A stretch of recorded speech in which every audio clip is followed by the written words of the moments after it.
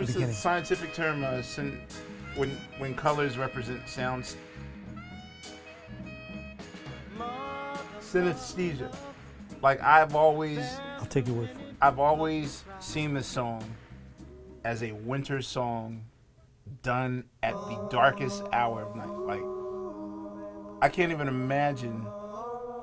I can't even get in the mind frame of like it being daytime and summer while the song's being recorded. Like I will always think that it's 1 a.m. and freezing. Like I don't know why this Detroit song, freezing. Yeah, I just think purple, like something like a dark sky. And it's. Can I hear the harmonies? To bring some loving here today.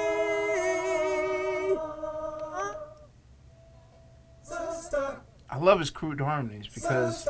You want these in? Yeah. It was intended as harmony, but ended up becoming the second lead. So you can see what's going on. What's going on? What's going on? What's going on? What's going on? Because Marvin did basically 2 leads. Right. Not knowing that. Deciding which one should he choose, and when the mix came back mono with them together, he went, aha.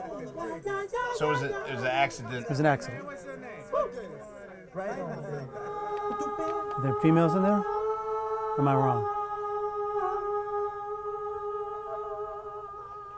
Yes, there are females.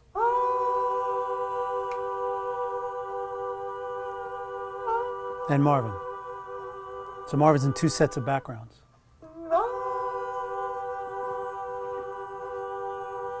What's so cool about it is that it's pitchy, it's crude, it's just raw, but it fits so perfect. Yeah.